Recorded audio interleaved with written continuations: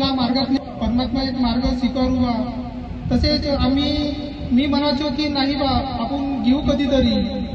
असंच माझे दारूचे प्रमाण वाढून गेले घरामध्ये. किंतु आणि माझ्या मुलाची तब्येत चांगली नाही राहत होती. आम्ही हमेशा गावामध्ये भूत बाजारात त्रस्त राहत होता. आणि आम्ही गावामध्ये असं पाहायला जात होतो, कोणाच्या घरी असं पाहायला जावं, कोणी धागे दे, कोणी दोरे घे, तरी आराम नाही पडे. एक माझ्या लहानशा मुलाला 12 महिन्याच्या मुलाला एक लहानशी पुडकुडी आली होती.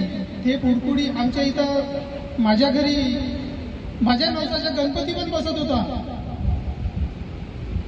लहानशी पुडकुडी आली मुलाला. आणि मुलाला आम्ही गणपती घरी राहताना आम्ही माझी पत्नी आणि मी मुलाला घेऊन दवाखान्यामध्ये गेलो होतो.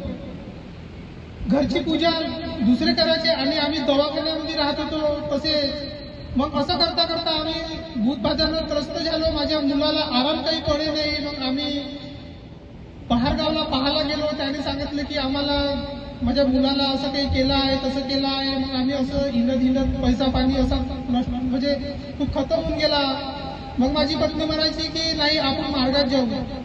मग मी विचार केला. एक दिवस असं घरून इच्छा झाली का नाही आपण पण परमात्मा एकच्या मार्गामध्ये गेलो पाहिजे. तसंच आम्ही जात होतो, पण आमच्याकडे जायला सुद्धा पैसे नाही होते. माझी आई म्हणे बापू तुला मार्ग घ्यायचा आहे तर मी पैसे आणतो. माझ्या आईने इकून तिकून पैसे आणले आणि आम्ही परमात्मा एक मार्ग घ्यायला बिटुलीला गेलो. तिथून आम्ही कार्य घेतले.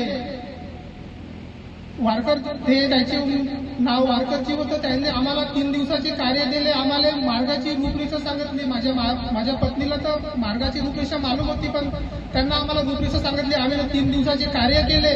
पण त्या 3 दिवसाच्या जेव्हा आम्ही शब्द घेतला तेव्हापासून माझ्या मनातून दारूचे नाव निशाण फिरून गेलं. असं इच्छा नाही व्हायचं असं आपण घराच्या बाहेर जायचं.